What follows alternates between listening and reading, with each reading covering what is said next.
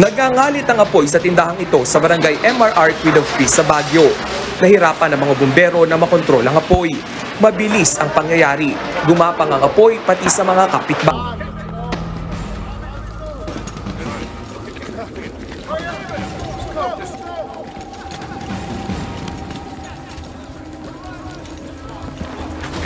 Sa pangingikil ng umaabot sa 300,000 piso. Pahirapan ang naging paghuli sa kanya lalo't may nagpaputok pa ng baril sa gitna ng operasyon. Iniimbestiga na ngayon ang isa pang pulis na sangkot dyan. 2 Timothy 1:7, sapagkat hindi tayo binigyan ng Diyos ng espiritu ng katakutan. Ano po kaya binigay ng Diyos?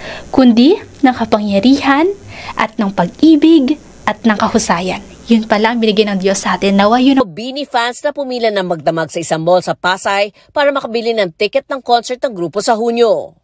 Pero dahil sa dami ng bumili, inabot ng cut-off si Michelle at walang nabiling ticket.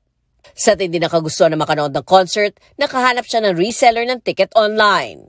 Naniguro pa si Michelle at inisa-isa ang interaction at komento ng mga tao sa account. Mahigit 100 residente ang apektado, katumbas yan ng 14 na pamilya. Binisita ni Mayor Benjamin Magalong ang mga nasunugan. Nangako siya ng tulong pinansyal sa mga apektadong residente. Nasa 3.5 million pesos sa mga ari-ari ang natupok habang inaalam pa rin ang sanhi ng apoy. Ayon naman sa barangay, bumuhos ang donasyong damit sa mga nasunugan kaya hindi na raw muna sila tatanggap nito. Kung maaari, pagkain, tubig at hygiene kits ang kailangan ng mga biktima. Nagbabalita mula sa Frontline, Rainiel Pawid, News 5. Natukoy na ng MMDA ang dahilan kaya may biglang